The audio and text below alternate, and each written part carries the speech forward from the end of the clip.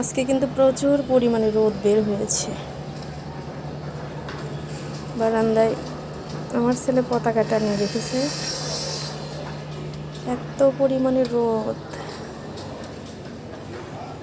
আমি নিজেই কিছু দেখতে পাচ্ছি না।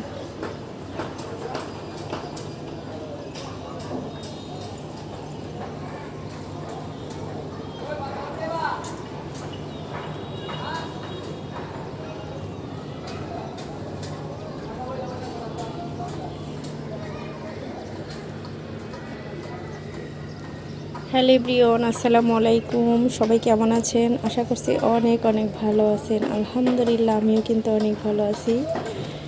সবাইকে এভরিডে ব্লগ বিডি চ্যানেলে স্বাগতম। যারা এভরিডে ব্লগ বিডি চ্যানেলটাতে নতুন, অবশ্যই চ্যানেলটা সাবস্ক্রাইব করবেন এবং বেল আইকনটি প্রেস করতে কিন্তু ভুলবেন না।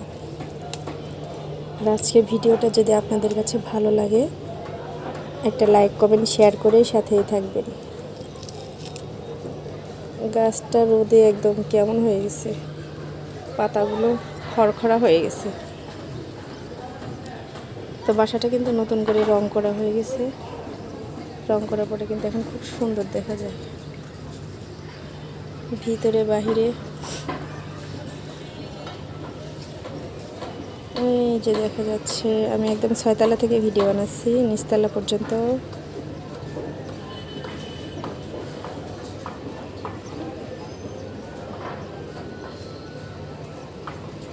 চারতলার ভাবি কাপড় পরিষ্কার করে বিছানা চাদর মেলে দিয়েছে, দেখতে পাচ্ছি। নিচে ওয়াইফাই লাইন নিচ্ছে মনে হয়।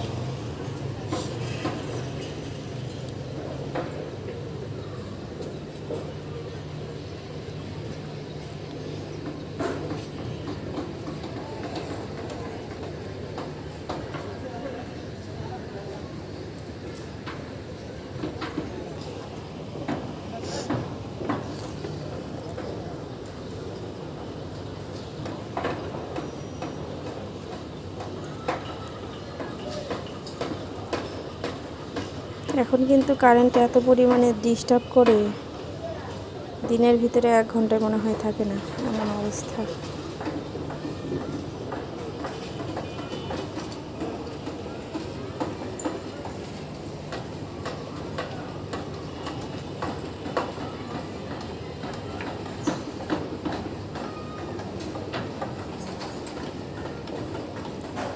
প্রচুর রোদ।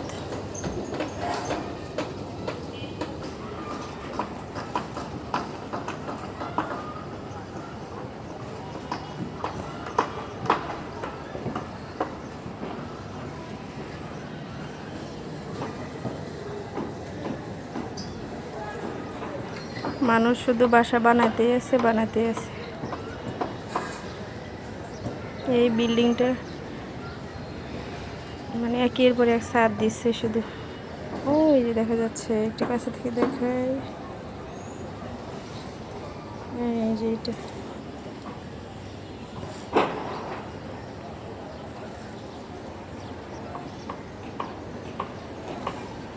ছোট ছোট বাচ্চাকে লালন পালন করা কিন্তু অনেক কষ্ট আছে। ভাবিটার নতুন বেবি হয়েছে, আমি এই বারান্দা দিয়ে দেখি কি করে না করে। বাচ্চাকে তেল দিয়ে দিচ্ছে।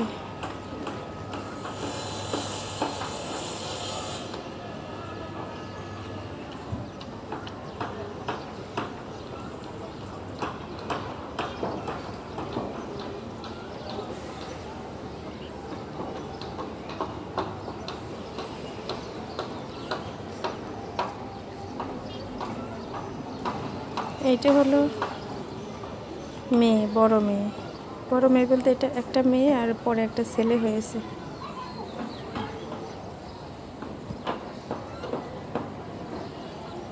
মহিলাটা মনে চাকরি করতে হয়, দেখতাম মাঝে মধ্যে বারান্দায় দাঁড়ালে দেখতাম যে অফিসে যাচ্ছে।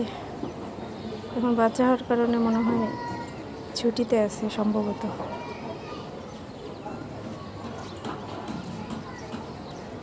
বাচ্চাটাকে মনে হচ্ছে নাড়ু করাই দিচ্ছে নাকি, তাই তো মনে হচ্ছে।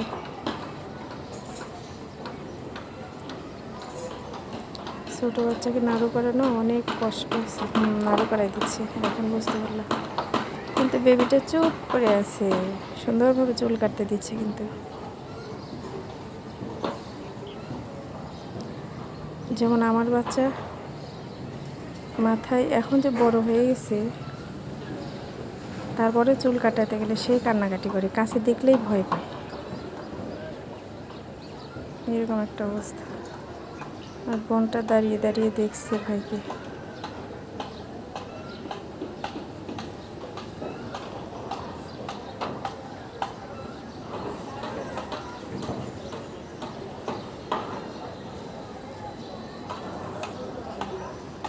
স্কুলে যাবে মনে হয়, ড্রেস পরে রেডি হয়ে আছে।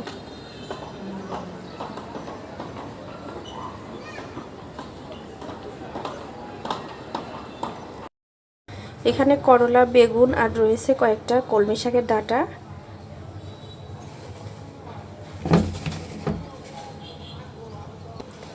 2 কেজি ওজনের একটা কার্পু মাছ ছিল। সেই মাছটা আমি মাছের মাথাটা হলো কেটে ছোট ছোট করে পিস করে নিয়েছি।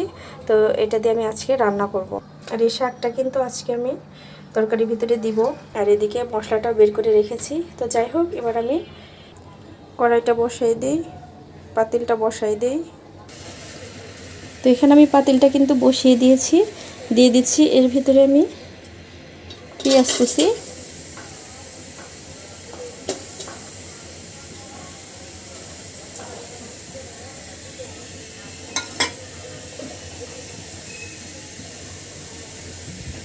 দিয়ে দিচ্ছি তেল,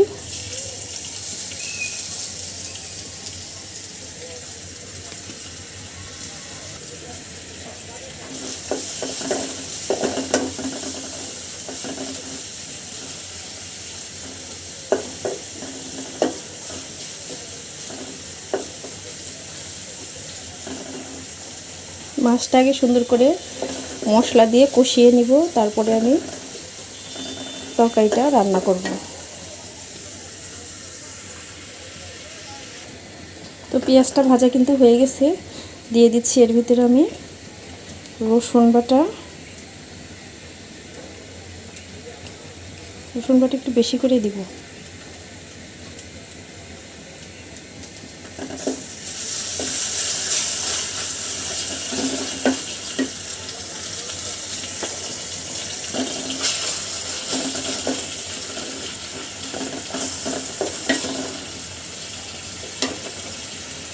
দিয়ে দিচ্ছি হলুদ, মরিচ, ধনিয়া আর স্বাদ মতো লবণ। মশলাটা কষানোর জন্য দিয়ে দিচ্ছি একটুখানি পানি।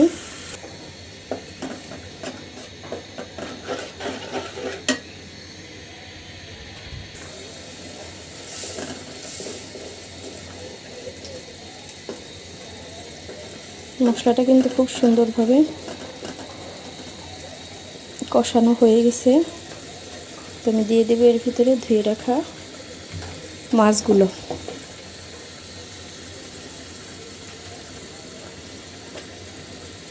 উপর দিয়ে কিন্তু খুব সুন্দরভাবে তেলটা ভেসে উঠে গেছে। এখন মাছগুলো দিয়ে দিচ্ছি।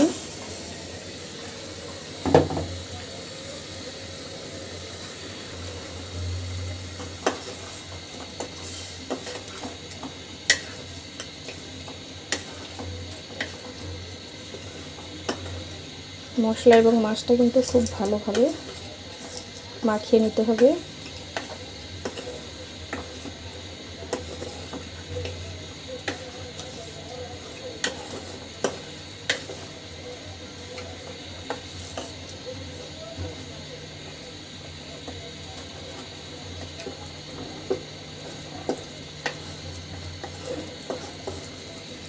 খুব ভালোভাবে কিন্তু মাখানো আমার হয়ে গেল।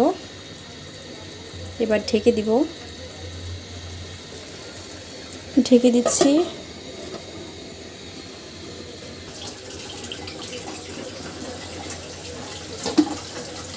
মাছটা কিন্তু খুব সুন্দরভাবে কষানো হয়ে গেছে। আমি উঠায় নিচ্ছি। এই বাটিটার ভিতরে উঠায় নিচ্ছি।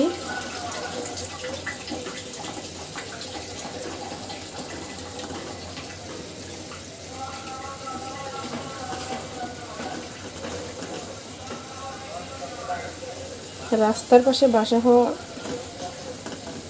অনেক কঠিন, মানে বাসায় কোনো কিছু শান্তি মতো করা যায় না। এই দোকানদার আসতেছে, এটা আসতেছে, সেটা আসতেছে। তো যাই হোক, উঠে না, মাছটা কিন্তু উঠানো আমার হয়ে গেল। দিয়ে দিচ্ছি মশলাটার ভিতরে আমার সবজিটা।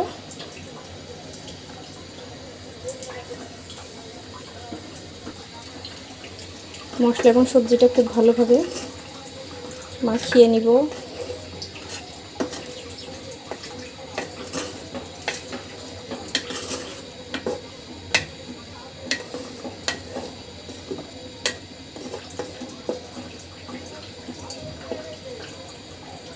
মাখানোটা কিন্তু হয়ে গেছে, তো সিদ্ধ হওয়ার জন্য ঢেকে দিচ্ছি।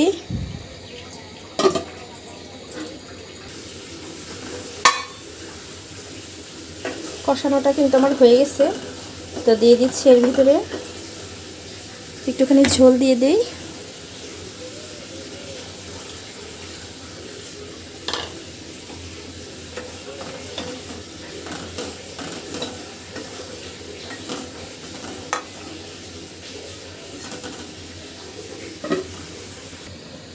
ঝোলটা কিন্তু খুব সুন্দরভাবে ফুটতে শুরু করেছে, তো আমি এর উপর দিয়ে দিচ্ছি মাছটা।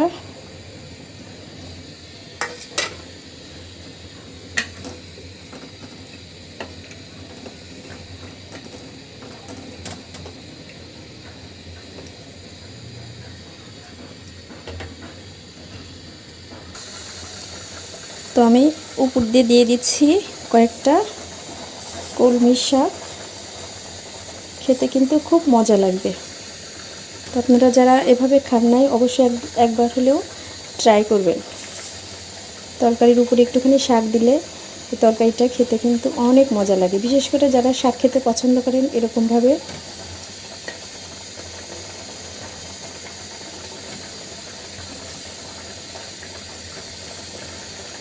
লাউ শাকের নরম ডগা, নরম পাতা, কিংবা পুঁই শাক, কলমি শাকের নরম পাতা এইভাবে তরকারির উপরে দিলে কিন্তু তরকারির স্বাদটা আরও দ্বিগুণ হয়ে যায়। তরকারিটা কিন্তু হয়ে গেছে, এবার আমি ঢেলে নিব। তো আমি বাটিতে তরকারিটা কিন্তু বেড়ে নিচ্ছি। তরকারিটা কিন্তু বাটিতে বেড়ে নেওয়া হয়ে গেল। কত সুন্দর ইয়াম্মি হয়েছে। তো এভাবে কিন্তু শাক দিয়ে তরকারি রান্না করে খেলে কিন্তু বেশ মজা লাগে। যারা খেয়েছেন তারা কিন্তু জানেন, আর যারা খান নাই অবশ্যই একবার হলে কিন্তু ট্রাই করবেন। তো আজকের মতো এই পর্যন্ত বিদায় নিচ্ছি। সবাই ভালো থাকবেন। আল্লাহ হাফিজ।